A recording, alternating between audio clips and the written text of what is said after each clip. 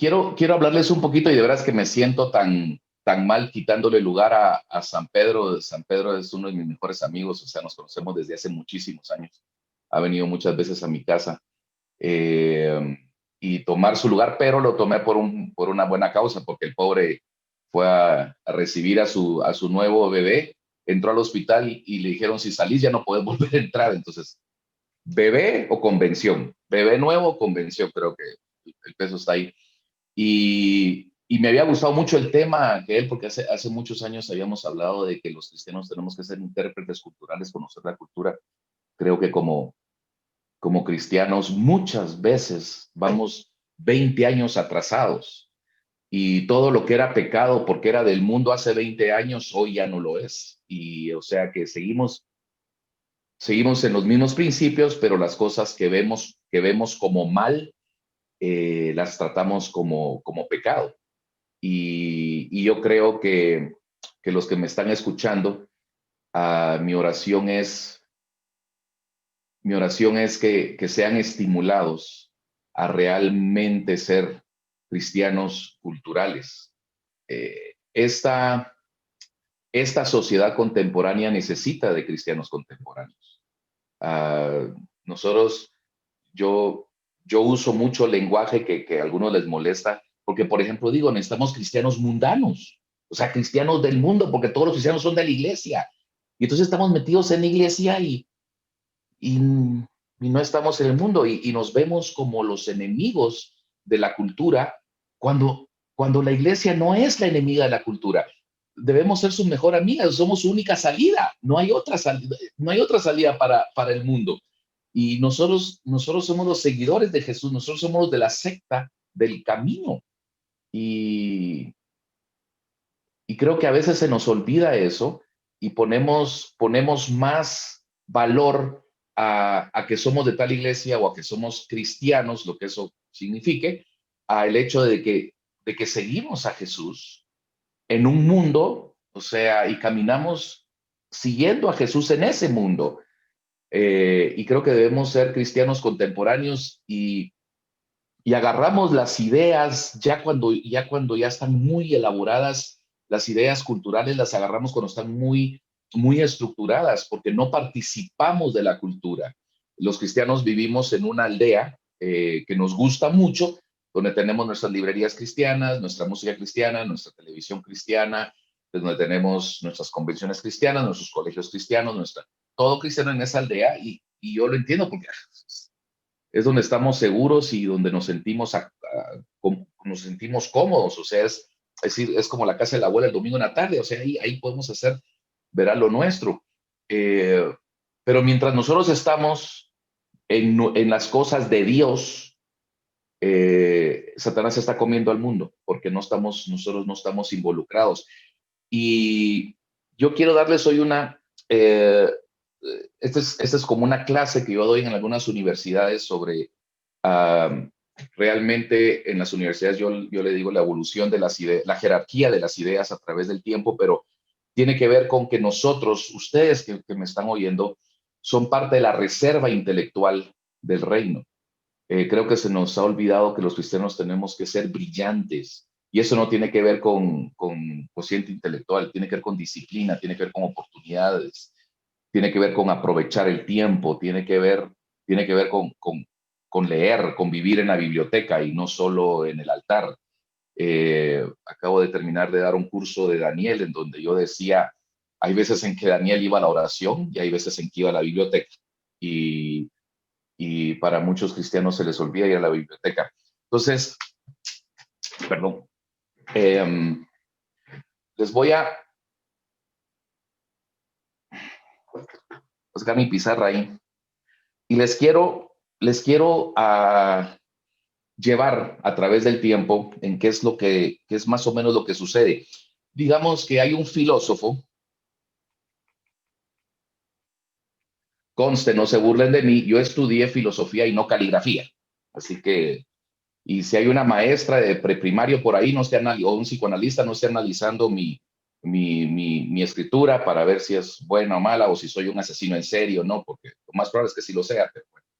La cosa es que el filósofo El filósofo está ahí y los filósofos son aburridos muchas veces y no hacen otra cosa más que ver a la pared, ver a la pizarra, ver al libro y pensar y luego regresan al libro y leen y siguen pensando. Y viene este filósofo y empieza a meditar, empieza a considerar, no sé si es con ese C o ese, pero empieza a considerar. Y básicamente lo que hace es que piensa, ¿sí? Y está ahí pensando, y de vez en cuando a los filósofos, que algunos tienen amigos, los invitan a alguna fiesta, increíblemente. Es fácil reconocer al filósofo en la fiesta, es el barbudo en la esquina que está platicando en voz bajita con alguien más de algo que no entendemos. Entonces, ahí se ponen a platicar, ¿verdad? Y él empieza a decir, vos sabés que estaba pensando, estaba meditando, y él empieza a compartir con dos clases de personas. Estas ideas las empieza a compartir con gente de academia, con académicos y con artistas. Ahora, cuando digo artistas, no estoy hablando de los artistas que vos y yo conocemos así.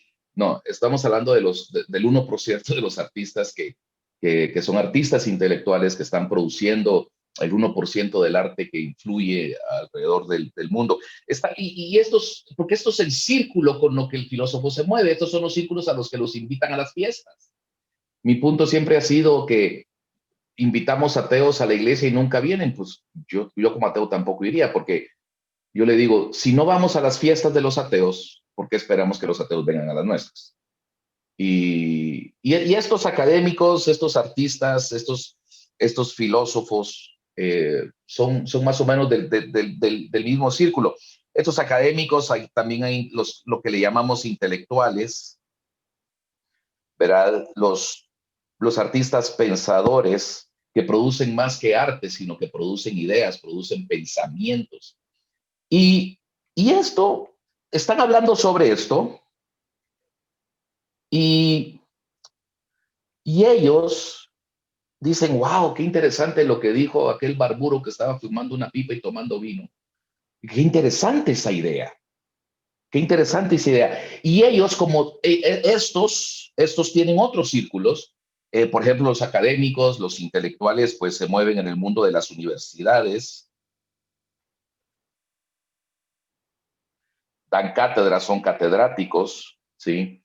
Eh, las universidades, conocen a los investigadores,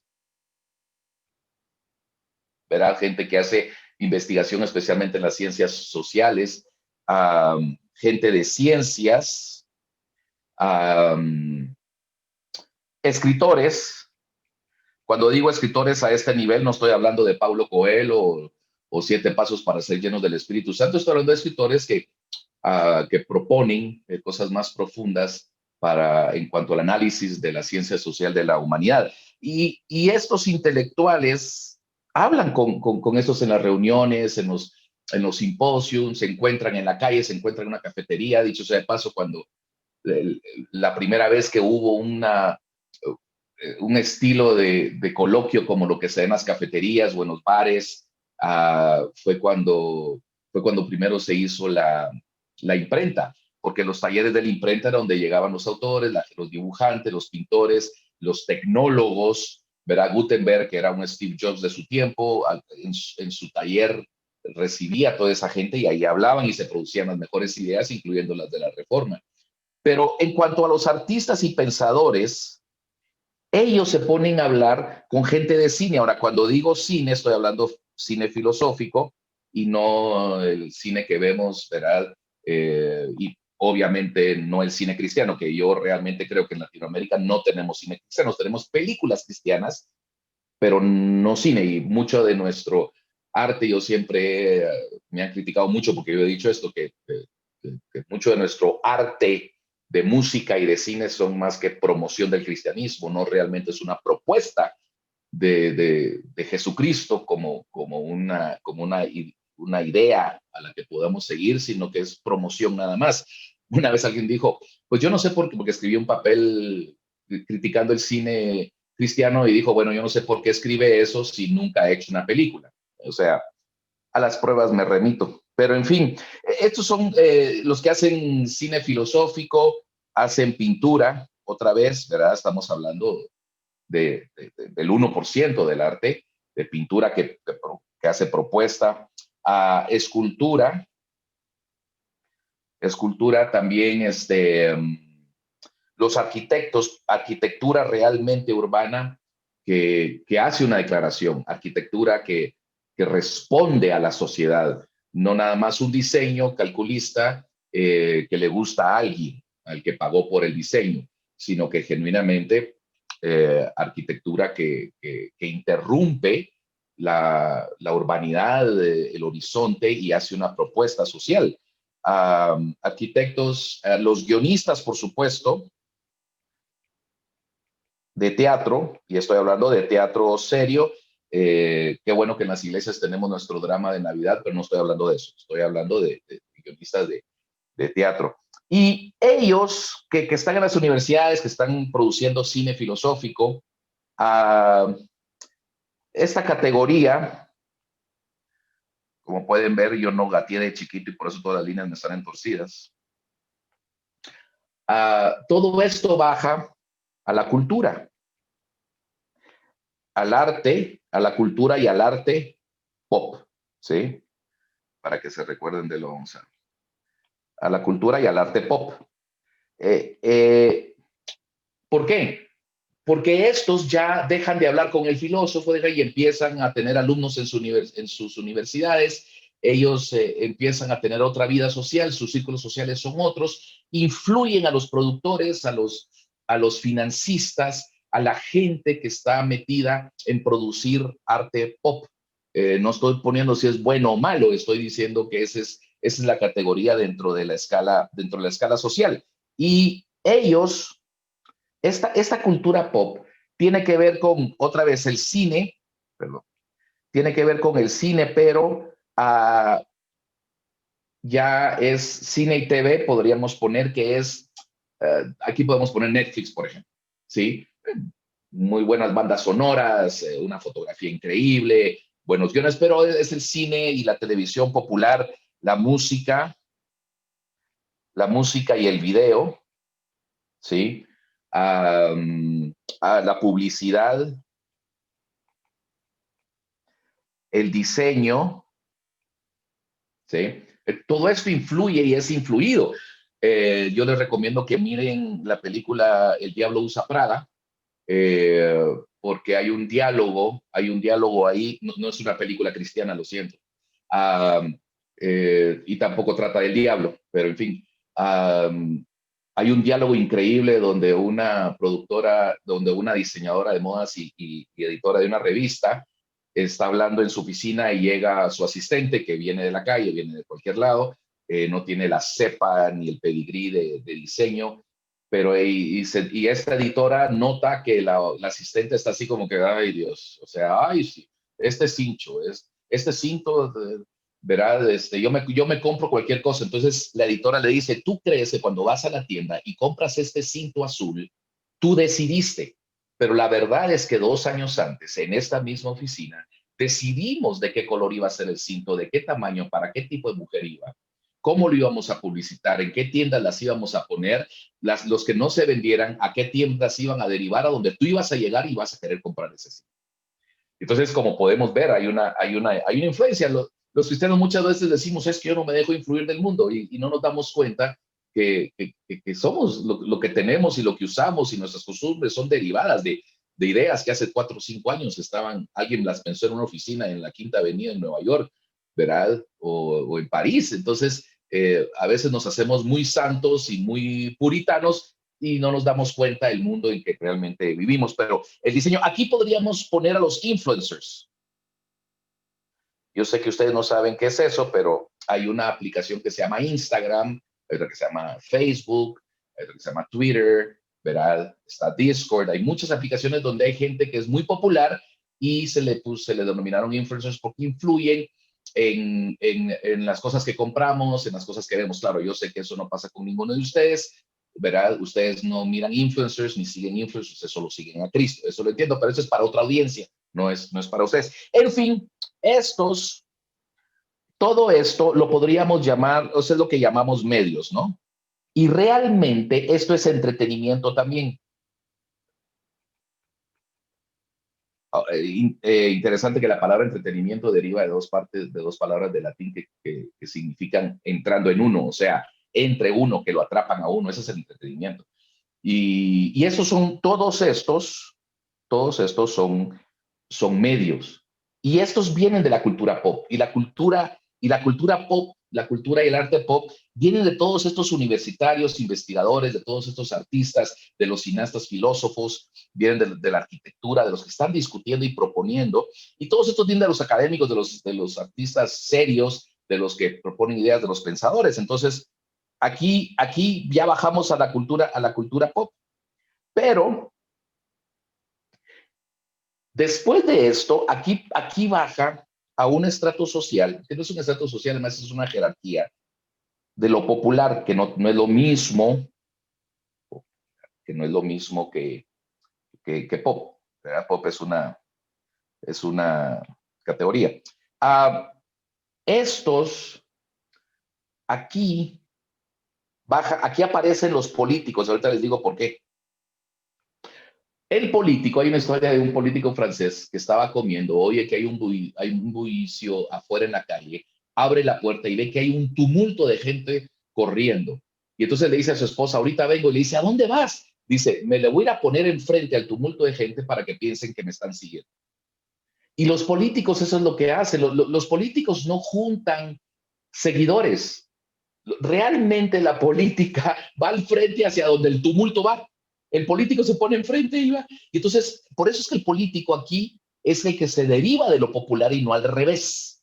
¿Sí? Y no al revés. El político en su mayoría es aquel que dice para dónde van todos, qué es lo que todos quieren y vamos para allá. Aquí estarían los activistas,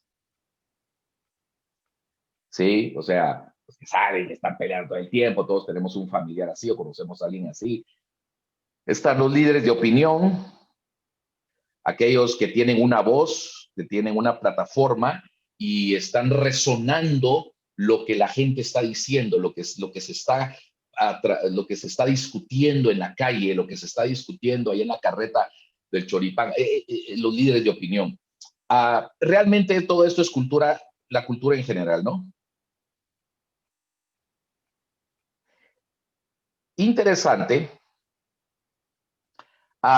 Esto todavía sigue otra jerarquía y esto baja a, a otros activistas que yo les llamo los activistas militantes. ¿Ya? Estos son los rudos, ¿sí? Estos son los que hacen las cosas suceder. Estos son los que citan a la gente, ¿verdad? En la plaza. Estos son los verdaderos influencers porque no están haciendo un unboxing de maquillaje. Estos realmente están empujando lo que ellos están escuchando que viene de la cultura popular. Aquí es donde empiezan las leyes, ¿sí?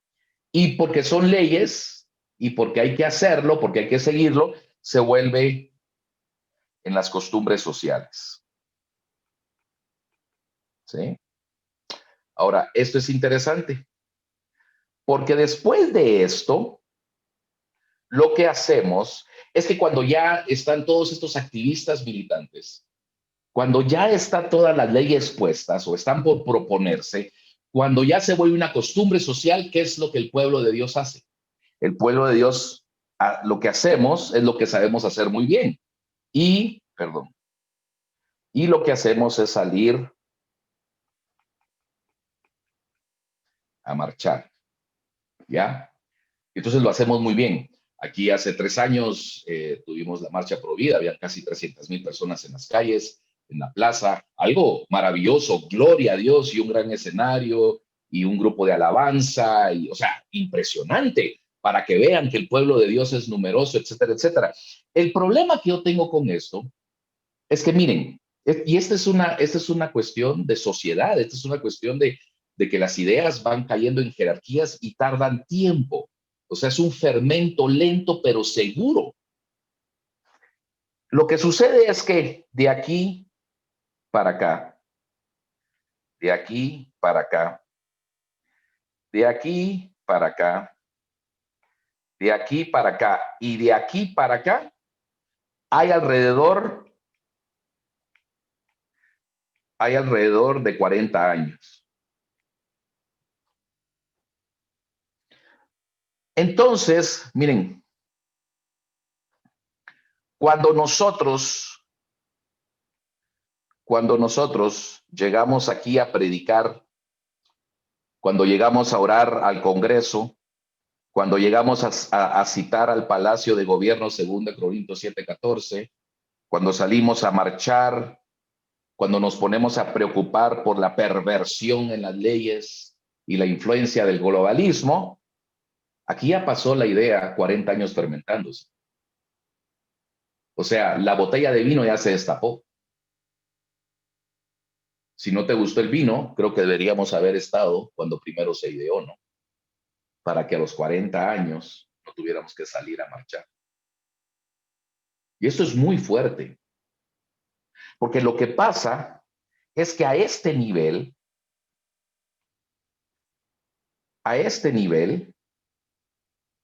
no importa si somos predicadores, no importa si somos maestros de Biblia, no importa si somos maestros de escuela dominical, que son cosas nobles y son llamados importantes. Yo soy un maestro de Biblia. A mí me gusta predicar cuando me invitan. Pero lo que pasa es que a este nivel necesitamos filósofos para que se sienten con este filósofo y piensen, consideren, para que hablen. Y por eso necesitamos ser la reserva intelectual del reino para estar a este nivel, porque donde estamos aquí. Somos la reserva militante del reino, cuando deberíamos estar aquí cuando primero se gestan las ideas, cuando primero se proponen, cuando se están pensando, porque entonces ahí sí tendremos influencia. Y lo que sucede es que es muy fácil ser admirado, es muy fácil ser llamado una persona de influencia en nuestras iglesias. Todo lo que hay que hacer es un poquito famoso, sonar un poquito inteligente, tomarte fotos con gente famosa de la iglesia cristiana y dicen, wow, a esa hermana, cómo Dios la usa, cómo lo usa ese hermano.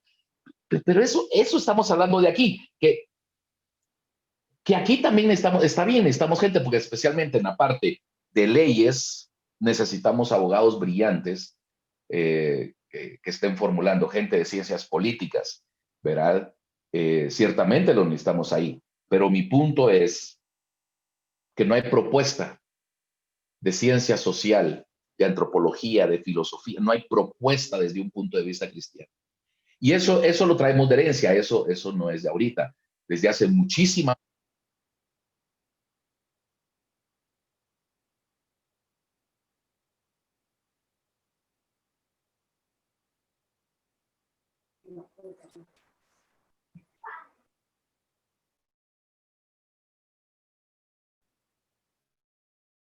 Junior, se cortó los últimos segundos. Junior.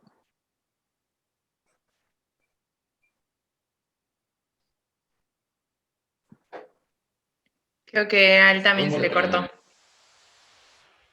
Junior, tus últimos 20 segundos se te cortaron.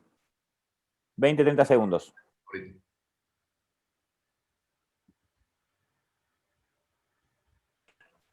Ahí estamos. Ahí está. Sí, es que iba a hablar de Chele, pero me cortó ella. ¿Me escuchan bien? Ahí. Entonces, no tenemos ese discurso, no tenemos el léxico. Cuando alguien que enseña la Biblia tiene miedo de que los que están ahí se van a ir y van a estudiar en la universidad, en la facultad y se van a perder, es porque no confían en el poder de la palabra. Es porque no confían en lo que están enseñando. Y cuando ya vemos esto, cuando ya lo vemos así, nos damos cuenta de todo lo que sucede hasta que nosotros oímos acerca de la propuesta. Y para cuando la escuchamos, lo más probable es que ya sea tarde. Porque no estuvimos cuando primero se gestó. No estuvimos en ese diálogo, no estuvimos en esa conversación y no estuvimos porque no nos llaman a esas fiestas. Y yo entiendo por qué no nos llaman. Porque dice, ¿para qué los vamos a llamar? Solo vienen a mandarnos al infierno, no han leído lo que nosotros leímos, no han estudiado lo que nosotros estudiamos. ¿Para qué los invito a mi fiesta? Y yo creo que necesitamos jóvenes, señoritas brillantes, que en 10 años, en 15 años, estén al nivel de este círculo aquí. Hay bastante presencia del Señor en algunas partes académicas aquí, muy poco catedrático universitario, ¿verdad? Pero ahí van. Y en las áreas de la ciencia hay muy buenos científicos serios que son creyentes, que son seguidores de Jesús.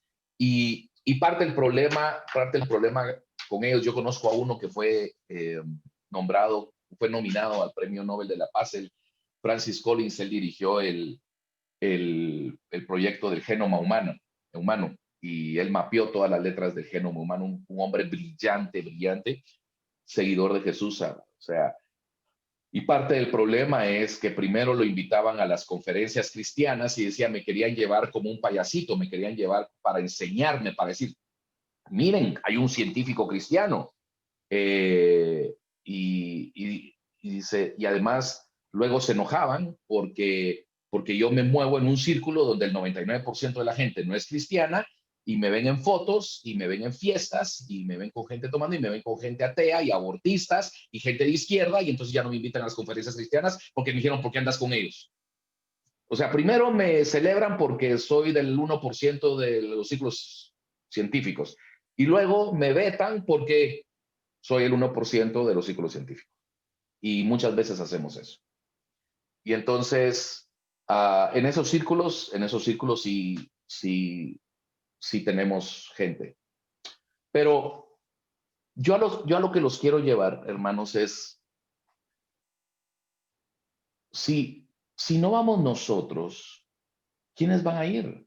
¿Qué estamos esperando que suceda dentro de 40 años? Dentro de 40 años vamos a salir a marchar porque en algún lado, ahorita mismo, hoy mismo, en lo que nosotros estamos reunidos aquí, hoy se están discutiendo cosas, se están meditando cosas, se están considerando ideas que en 40 años nos van a llegar, y con la aceleración del tiempo, probablemente ahora solo sean 20, nos van a llegar y ya va a ser muy tarde. Vamos a querer salir a marchar.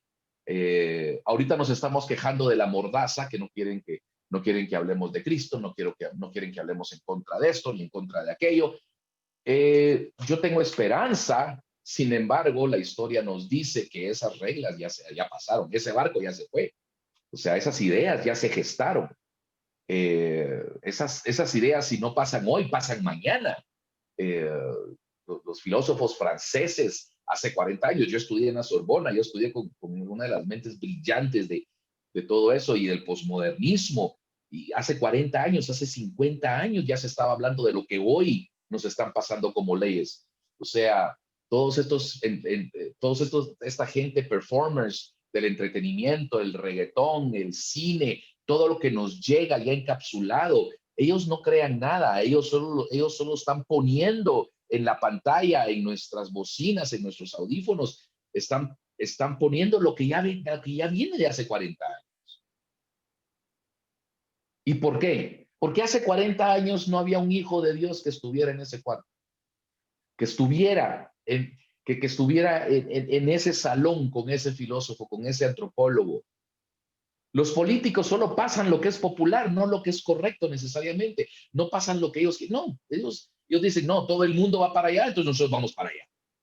Y vamos nosotros y oramos por los políticos, y qué bueno que oramos por los políticos. Yo trabajo mucho con políticos, pero realmente necesitamos personas que trabajen con filósofos. y que sean catedráticos de universidad. Y para ir terminando, me voy a tomar un buen sorbo de café guatemalteco, el mejor del mundo. Cuando vengan a Guatemala, se van a quedar en mi casa y les voy a enseñar a tomar café, así como me enseñaron a tomar vino en Argentina. Quiero que enciendan sus Biblias en 2 Timoteo. Enciendan sus Biblias ahí en 2 Timoteo. 2:8. Ya es la carta donde Pablo se está despidiendo. Realmente es muy triste. Y Pablo está prisionero y está escribiendo desde la cárcel. 2 Timoteo 2:8. Dice, le dice, o sea, le está escribiendo este post a su seguidor, Timoteo, y le escribe, acuérdate de Jesucristo, lo voy a leer a la Reina Valera. Acuérdate de Jesucristo, descendiente de David, resucitado de los muertos, conforme a mi evangelio, en el cual sufro penalidades, hasta prisiones a modo de malhechor, pero la palabra de Dios no está presa. La palabra de Dios no está presa. Fíjense, hermanos, que ya le había dado bastante a Timoteo. Él ya le había hablado bastante a Timoteo y todavía le dice, antes de morir, yo quiero recordarte que no se te olvide Jesucristo, por el cual yo sufro penalidades. O sea, obviamente Pablo entonces no era un hombre próspero.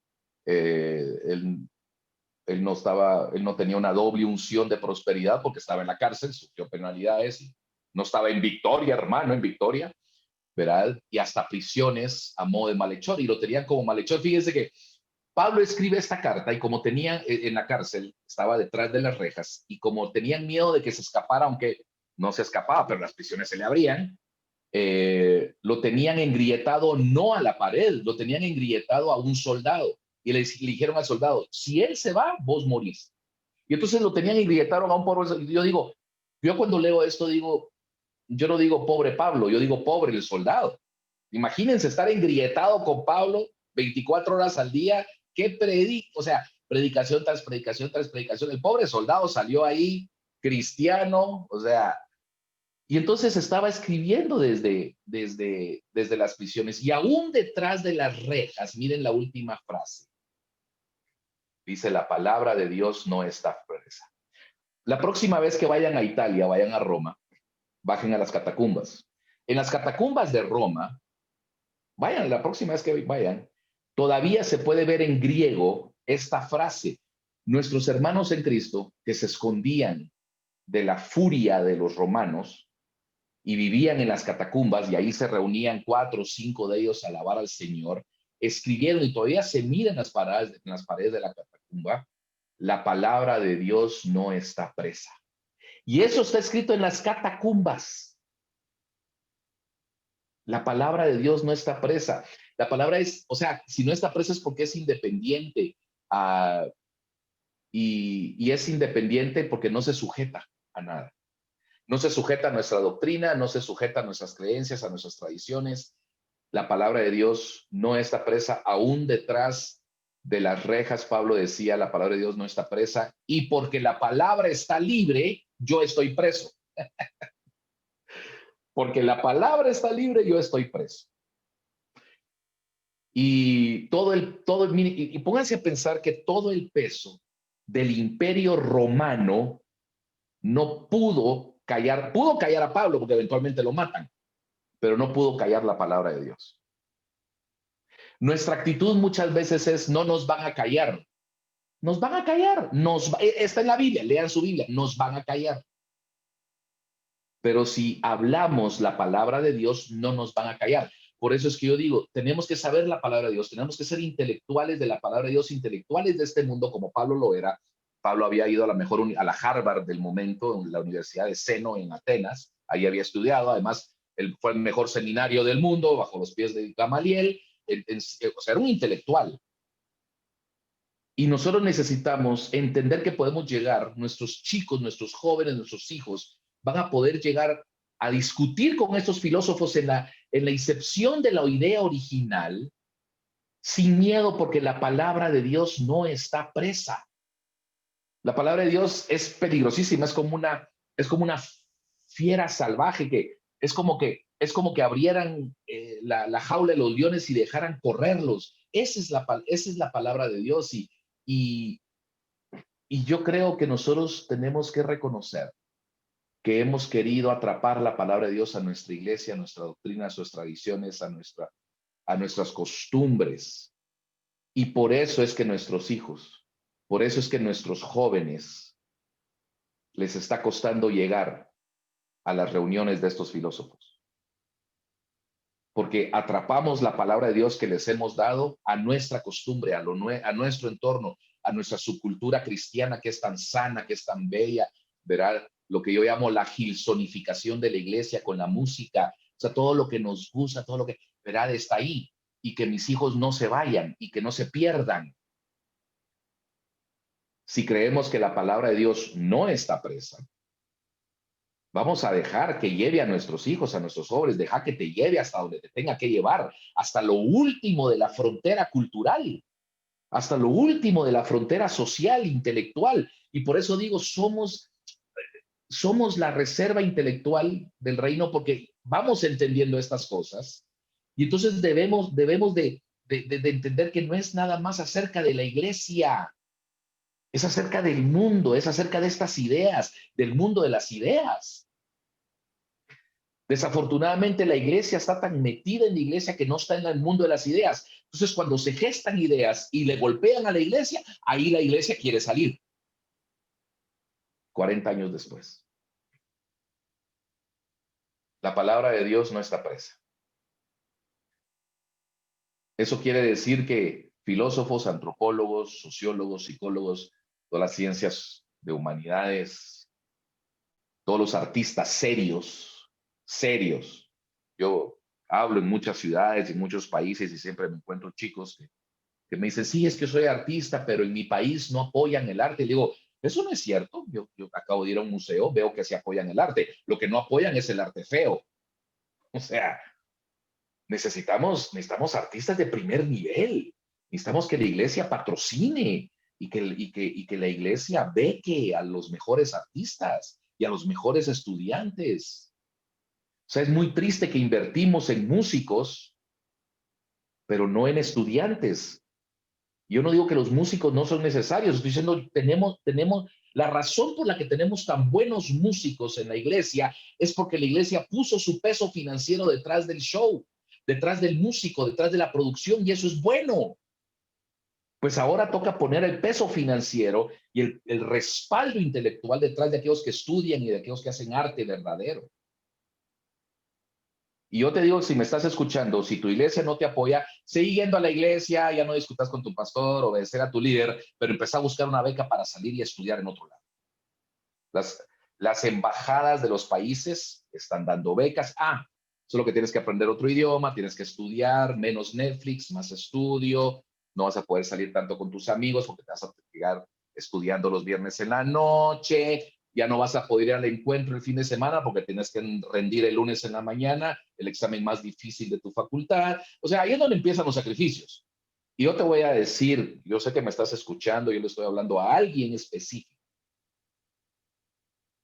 Es muy fácil ser el mejor en la iglesia, pero allá afuera, en las universidades, en los círculos intelectuales, o sea, yo he tenido la vergüenza de que me han tirado tomates. Yo tuve un debate con uno de los ateos más populares, Richard Dawkins, un inglés, y me hice el muy machito y el de pechito y quise debatir con él y limpió el suelo conmigo. O sea, todavía se portó caballeroso conmigo. O sea, es muy fácil en la iglesia, porque desafortunadamente nuestro nivel lo hemos bajado. Yo propongo a que subamos el nivel, a que le hagamos difícil, a que le exijamos a nuestros jóvenes que estudien más, que lean más, que jueguen menos. Bueno, no que jueguen menos, pero que pierdan menos tiempo. Y si me estás escuchando y el estudio es lo tuyo, tenés que estudiar. Tenés que estudiar, tenés que seguir, terminar la licenciatura, ir por las 2 maestrías, ir por los doctorados. Sí, eso no te va a hacer líder en la iglesia, pero no le quites ese privilegio de ser líder de iglesia a alguien que lo puede hacer. A diferencia de que vos sos uno de los pocos que puede llegar a eso como doctorado, a abrir una facultad, a abrir una clase magistral, a estar en la reunión donde están los filósofos que realmente están proponiendo las cosas que dentro de 30, 40 años vamos a estar viendo. Necesitamos tecnólogos y matemáticos, científicos serios. Todo lo que viene de inteligencia artificial, todos piensan que la inteligencia artificial son pequeños algoritmos que responden el WhatsApp cuando lo mandamos o que nos dicen qué ver en YouTube. No, los algoritmos que vienen son de terror. Y nadie está haciendo el cuestionamiento de qué significa ser humano en una sociedad donde la inteligencia artificial nos va a dictar qué ser. Pero no están estudiando eso. Estamos estudiando pastelería para la abuelita.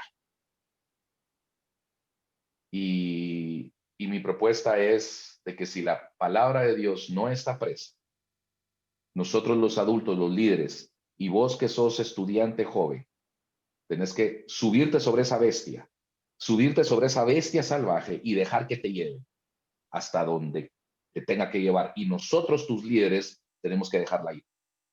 No te vamos a poder controlar, no vamos a poder controlar esa bestia salvaje. Y no nos va a gustar cuando estés en esa fiesta con ese filósofo, con esa filósofa, ¿verdad? Y tomándote fotos con gente de izquierda o de derecha o gente, o sea, no nos va a gustar. Pero nuestros gustos no es lo que estamos en discusión aquí. Estamos en discusión que la palabra tiene que ser llevada y nos tiene que llevar. La forma de adorar a Dios para los jóvenes hoy no es con las manos levantadas y cantar vengo con manos vacías. Yo creo que la forma de alabar a Dios para los jóvenes hoy es levantar las manos con las calificaciones de la universidad. Y si son malas calificaciones, que te dé mucha vergüenza, porque Dios te dio un intelecto, te dio el objeto esférico encima del esternomastoideo, esa bola que tenés encima de los hombros que se llama cabeza. Y con eso tenés que adorar a Dios. No solo cantar, traer realmente el sacrificio, traer realmente el producto. Cantar es fácil, más colectivamente y más con las canciones hermosas que tenemos y los directores de la alabanza tan talentosos que tenemos. Eso es lo fácil. Traer el premio de la beca, traer las mejores calificaciones de la facultad, traer el que te llamaron a hacer la propuesta porque de todos los alumnos te escogieron a vos. Eso es adorar a Dios. Porque te ganaste el galardón del mejor estudiante, de la mejor estudiante. Porque recibiste el llamado de 4 o 5 universidades de otros países que te quieren como alumna, que te quieren como alumno. Eso es adorar a Dios. Eso es ser parte realmente de la reserva intelectual del reino. Y como la palabra de Dios no está presa, o sea, puedes ir a estudiar al lugar más ateo, más pagano, que la palabra de Dios te lleve ahí. No está presa. El argumento más poderoso que se pudiera haber inventado contra la palabra de Dios no le hace ni cosquillas a la palabra. La palabra de Dios no hay que defenderla, hay que dejarla que corra y que haga sus estragos y que haga sus salvajadas y nosotros debemos seguir tras ella. Pero para eso hay que estudiarla y hay que estudiar a donde la palabra de Dios va. Así que mis hermanos, yo sé que no me invitaron para que los regañara, ¿verdad? Pero realmente creo que si una iglesia lo puede hacer, es la iglesia de Argentina. Tienen tantas posibilidades. Y creo que ustedes pueden realmente ser un buen conglomerado de la reserva intelectual del reino. Y ojalá que dentro de 20, 30 años veamos algunos de ustedes con estos filósofos proponiendo hacia dónde la humanidad debe ir. Muchas gracias. No sé si tenemos preguntas, Chele. Si tenemos preguntas, tiempo. Sí, hay preguntas. Acabamos. Justo me entró una basurita en el ojo, no es que me pegó lo que dijiste, ¿no? Sí, claro. ¿Cómo dejamos de ser una iglesia reactiva y no activa ante las leyes? ¿Cómo dejamos de ser una iglesia qué? Reactiva y no activa ante las leyes? En el momento en que estamos, creo que necesitamos más legisladores, necesitamos más abogados, más gente de ciencia política. Realmente necesitamos más asesores, gente muy brillante en cuanto al asesoramiento político y legislativo en los pasillos de nuestros gobiernos. Necesitamos catedráticos en las áreas de ciencias sociales y de leyes, catedráticos seguidores de Jesús. En cuanto a la iglesia en este momento, en reactivo, es que a veces somos muy ingenuos y ya salimos ya tarde. Yo creo que ahorita nos podríamos adelantar a mucho tratando realmente de estar donde se legisla, porque todos quieren orar por el presidente. Los presidentes latinoamericanos realmente tienen mucho poder con el dinero, pero poco poder con las leyes. Donde tenemos que estar es en el Congreso, ¿verdad? Son los diputados, los representantes de las cámaras, según sea el gobierno, los que realmente hacen suceder lo que afecta directamente a la iglesia. Por otro lado, tenemos que leer Apocalipsis, tenemos que entender la escatología y saber qué nos toca. O sea, cuando empezó la pandemia, yo dije qué bueno que todos estamos en las redes, qué bueno que todos estamos en internet. No tarda el momento en que empiecen a bajar nuestros videos y a cerrarnos nuestras predicaciones, porque al final son plataformas privadas. Realmente pueden hacer lo que quieran. Y nos va a tocar. Yo soy de los que cree que como iglesia nos va a tocar. O sea, antes de reinar con el Señor Jesús, nos va a tocar morir en la cruz con Él. Otra pregunta. Sí. Queremos hacer la salvedad de que pedimos hoy 2 veces que no se vayan del grupo de WhatsApp, porque vamos a enviar las grabaciones a los que participaron de la CNL, ¿sí? Esto lo digo porque están preguntando mucho, así que eso, no se vayan del grupo de WhatsApp, porque vamos a enviar, no mañana, no pasado mañana, las grabaciones de las sesiones. Junior, ¿cuál cree usted que sea el problema de que los cristianos ven con resistencia el dedicarse a las ciencias políticas o ciencias sociales? Yo creo que es un problema de amenaza. Aquellos que enseñan la palabra y que están al frente de iglesias no quieren no quieren ver que las personas vayan a estudiar algo que les vaya a afectar en su fe, en sus creencias. Es lo mismo que con el arte, creo yo, la creatividad. O sea, el artista de por sí es crítico y en la iglesia no nos gusta ni la autocrítica ni la no crítica. O sea, no nos gusta la y el de ciencias políticas y algunas humanidades hace a las personas muy pensantes y empiezan a cuestionar, y empiezan a decir, ¿por qué no hacemos esto? ¿Por qué no hacemos aquello? También creo que es por una ignorancia de qué es la iglesia y cuál es la misión de la iglesia en esta tierra, ¿verdad? Y dónde son no los límites, pero hasta dónde, cuál es el marco de trabajo de la iglesia. Y también aquellos que se ponen a estudiar esperan cosas de la iglesia que no están en el canon de la iglesia. Entonces creo que también tiene que ver con un poquito de ingenuidad e ignorancia en cuanto a qué es la iglesia en este mundo. ¿Cómo podemos cómo podemos motivar o impulsar a nuestros jóvenes a estar en este tipo de círculos? Tiene que ver con excelencia y tiene que ver con curiosidad. La excelencia, yo le digo a los padres de familia, a mí me toca mucho hablar con padres de familia, no le permitan a sus hijos la mediocridad. No les permitan que lleven las tareas sucias, no les permitan que lleven las tareas arrugadas, no les permitan la mediocridad. Yo le decía a mis hijas, porque ellas con toda razón me decían, ¿por qué estoy haciendo estas tareas? ¿Por qué tengo que estudiar algo que puedo ver gratis en YouTube? Y tienen toda la razón. Yo le dije, es que no es por el aprendizaje, es por la obediencia, es porque aprendes a seguir instrucciones, es porque aprendes a entregar.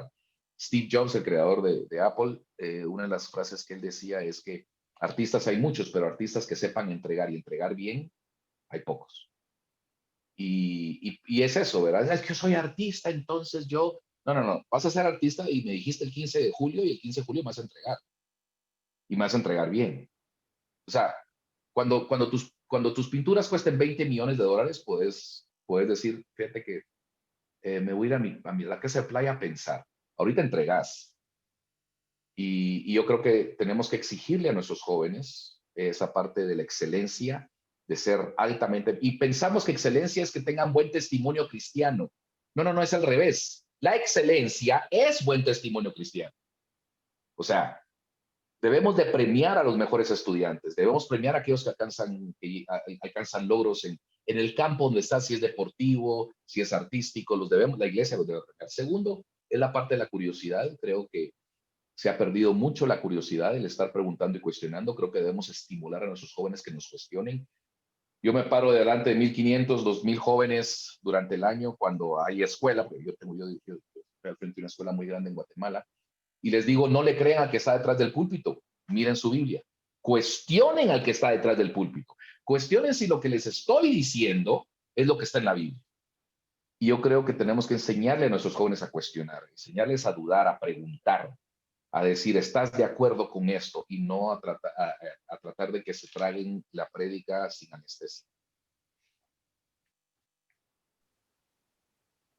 Recuerden que si quieren hacer preguntas, pueden enviarlas por privado a mí o a Judith y las hacemos ya a Junior. ¿Qué pasos concretos podríamos empezar dando para insertarnos en donde Dios quiere? Hoy en la mañana se habló un poquito de eso sobre los dones y había una pregunta muy buena, la diferencia entre el don y el llamado. Creo que tenemos que entender nuestra asignación, ¿verdad? O sea, por ejemplo, yo tengo un cuerpo oblicuo, digamos. Yo no voy a ser balletista. O sea, no creo que Dios me llame al mundo del ballet. ¿Sí? O sea, tal vez para representar un hipopótamo con tutú, tal vez, pero balletista a nivel mundial no lo voy a hacer. Creo que tiene que ver con el diseño divino, con la curiosidad que nos da, con lo que nos gusta hacer, con lo que somos buenos para hacer, con lo que nacemos ya con ciertas habilidades que traemos. Y creo que tenemos que comprender el llamado. Y hay gente que puede leer libros de filosofía y se los come como el desayuno sin problema. Hay otros que los empiezan a leer y dicen, y luego otros las ciencias políticas y ¡fua!, se las consumen. Y creo que es otra vez recordar que si la palabra de Dios no está presa, nosotros podemos perder el miedo de estar en esos lugares donde queremos estar. ¿Verdad? Entendiendo que estamos siendo protegidos por la palabra de Dios, pero para eso la tenemos que conocer. Y yo creo que debemos estar en esos círculos donde somos recibidos, porque ese es nuestro gremio, porque ese es nuestro talento, porque ahí están nuestros amigos, ¿verdad? Pero creo que estando en esos círculos tenemos que crecer intelectualmente y ser mejores que ellos, al estilo de Daniel y sus amigos en Babilonia. Pero entonces creo que también es entender el llamado. La primera vez que en la Biblia se menciona la llenura del Espíritu Santo, si lo podemos ver así, es en Éxodo 31, cuando Dios le dice a Moisés, he llamado a Oliab y a Bezaleel y los he llenado de mi espíritu. Y empieza todo un capítulo hablando de las diferentes profesiones de creatividad, de tecnología, de cálculo, de matemáticas, incluso hay hasta diseño de ropas, diseño de perfumes, hay de todo ahí. Y cada uno de ellos tenía un llamado, pero dice que Dios les dio un corazón dispuesto, los llenó de su espíritu y ellos eran obedientes, porque dice para que hagan todo lo que yo les diga, pero también eran los mejores en el área. Que yo a veces creo que le alegamos a Dios o le culpamos al país de que no nos dan la oportunidad. La oportunidad se la dan al mejor, siempre. Si somos los mejores, ahí van a estar las oportunidades. ¿Qué opinas de la meritocracia? ¿Es importante o solo importan las oportunidades? Lo que pasa es que siempre lo meten a una política, pero en fin. La meritocracia, el problema con eso es que la meritocracia va acompañada de un montón de aranceles, de porcentajes de representación social. Entonces, parte del problema de la meritocracia es que deja de ser meritocracia porque en esta industria no tienen gorditos viejos con barba, muy guapos, pero no me tienen que aceptar a mí, porque no hay representación de los míos ahí. Entonces, tal vez no sea el mejor en el gremio, pero como soy de los gorditos, de los barbudos, de los guapos, entonces ahí sí entro. Las oportunidades no importan, porque si te dan la oportunidad y no eres el mejor, se la van a dar a alguien más después. Eso sucede en las verdaderas. Eso no sucede en el gobierno porque le dan el puesto a quien quiere, pero sí sucede en donde hay una genuina hambre de hacer dinero o de vender un producto o de proponer una idea. Los grandes filósofos, especialmente los populares de los últimos 10 años, no llegaron a ser populares porque conocían a alguien, y llegaron a ser populares porque lo que estaban proponiendo era algo extraordinario. Correcto, no, pero extraordinario. Nadie, es que la editorial le quiso publicar a Zizek su libro y a mí no. Sí, pero Zizek es Zizek. O sea, perdona, pero él es el gurú hoy en día, ¿verdad? O sea, entonces la oportunidad está para el mejor. Última. En mi iglesia recomiendan no estudiar carreras de ciencias médicas porque se trabajan, me cuesta, los días y horarios de reuniones. ¿A dónde me exilio? Yo no puedo contestar esa porque no les va a gustar, pero bueno, yo solo tengo una participación más y no me vuelven a ver. Y yo te diría salta esa iglesia. O sea, no es iglesia, porque no está buscando lo mejor ni para el mundo ni para vos.